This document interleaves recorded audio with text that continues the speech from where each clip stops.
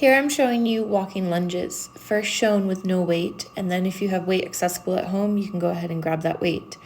Regardless, as you're doing your lunges, I want you to think of external rotation, so making sure that the knee is not tipping inwards, it's stacking at least over the ankle, or better yet, slightly driving out. I want you to make sure that the core is braced, your shoulders are active, so hugging them down, and you're breathing. Squat to overhead.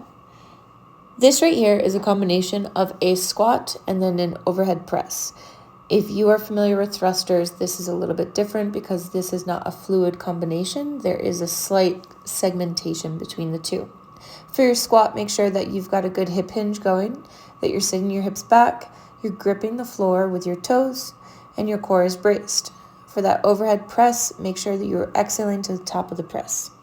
Plank hop-ups. Starting in a plank position, you're going to hop your feet up towards your hands.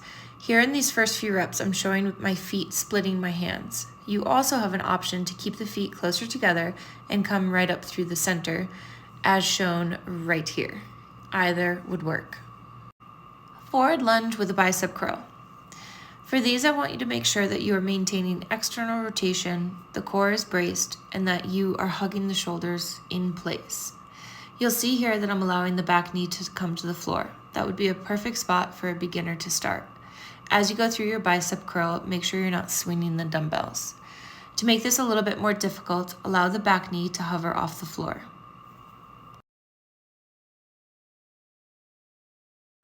Lateral up and overs. Here I'm demonstrating a slower version where there is a bit of spunk at the top, but still relatively controlled fashion all around. I want you to make sure you've got external rotation as always, that your core is braced as always, and that you're having fun with it. And then have some more fun with it and get a little bit faster if you can. You can also use a chair for this. Getting jiggy with it. Slap that band on above your knees and start jumping. You don't need to do a jump 180, but just jump. Make sure the knees are pressing out into the band, that you're having fun with it, and you're building some heat. Lateral lunge to jump. For every lateral lunge, you'll come back to the center and do a vertical jump. Please make sure on the lateral lunge that you're sitting your hips back, keeping your core braced, and trying to keep your spine neutral. Dive bombers. For these, I want you to think of as if you're sneaking under a fence. That's what I always visualize when I'm doing these. So as you walk out, don't go quite to a full plank position. Sneak yourself underneath the fence and then pull and push yourself back up and out, each time standing back up. If you're struggling on getting yourself out from underneath that fence, once you get under it, go ahead, put the knees down, bring yourself to a plank and walk back.